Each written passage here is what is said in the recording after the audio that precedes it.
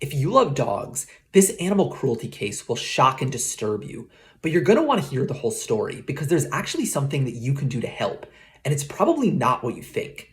When Bella was little, her owner cut out 8 of her teeth and chopped her tail off with wire cutters.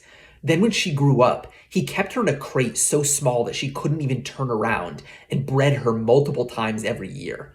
Whenever she gave birth to a litter, he neutered the males himself by ripping out their testicles with no pain relief. And when some of the babies got sick, instead of taking them to the vet, he bashed their heads against the concrete floor right in front of Bella. Eventually, he gassed Bella to death with carbon dioxide and stood there as she thrashed around gasping for air for over a minute. The craziest thing about this case is that Bella's owner did it because he was paid to by an individual who got some kind of enjoyment out of animal suffering. Let that sink in. Someone actually paid another person to treat an animal in this way. There's just one thing I didn't mention. Bella wasn't actually a dog. She was a pig. And the person who paid for her abuse, that person is you. You see, every single thing I just described is routine, standard practice in the pork industry. Cutting out piglets' teeth, tails, and testicles with no pain relief, keeping sows in crates so small they can't even turn around for their entire lives, bashing sick piglets' heads against the floor in front of their mother, and gassing pigs to death with painful carbon dioxide.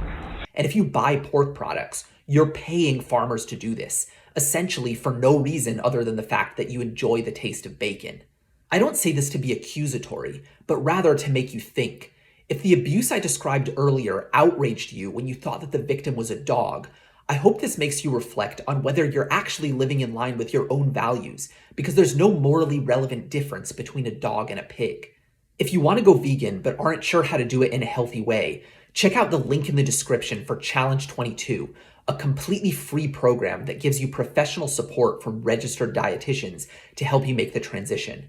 But regardless of whether you're currently vegan, you can still help our society end the atrocity that is animal agriculture. We need to redirect agricultural subsidies away from animal ag and towards farmers who grow crops directly for human consumption.